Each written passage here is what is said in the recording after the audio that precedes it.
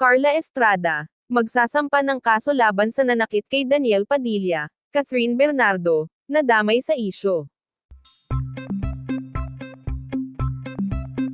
Umugang ang balita ngayong linggo matapos kumpirmahin ni Carla Estrada, ina ng aktor na si Daniel Padilla, na siya'y magsasampa ng kaso laban sa taong umano'y bumugbog sa kanyang anak.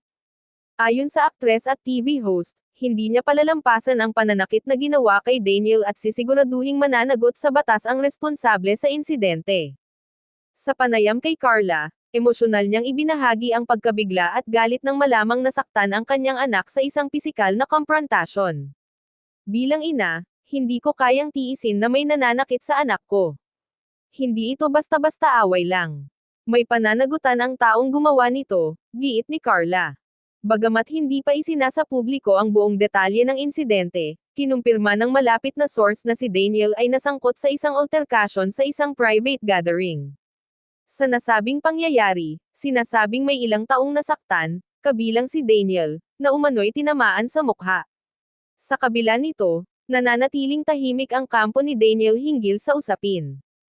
Nadamay rin sa isyu si Catherine Bernardo, dating nobya ni Daniel, dahil sa pagkakaugnay umano ng ilan sa mga taong sangkot sa insidente sa kanya. May haka-hakang maaaring imbitahan si Catherine upang magbigay linaw, lalo't may mga kumakalat na espekulasyon na may koneksyon ang insidente sa mga personal na isyu mula sa nakaraan.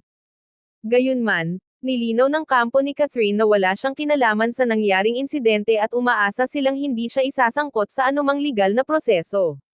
Ayon sa kanyang legal team, wala pong partisipasyon si Catherine sa nangyari.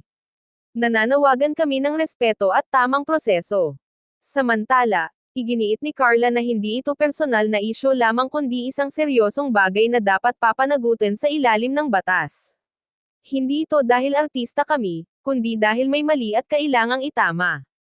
Kung hindi ako kikilos para sa anak ko, sino pa? Dagdag ni Carla. Sa ngayon, inaasahang maglalabas ng opisyal na pahayag ang kampo ni Daniel Padilla sa mga susunod na araw. Patuloy namang iniimbestigahan ng mga awtoridad ang insidente, habang nananawagan ang publiko ng mahinahong pagtalakay sa isyu upang hindi lumala ang tensyon sa social media.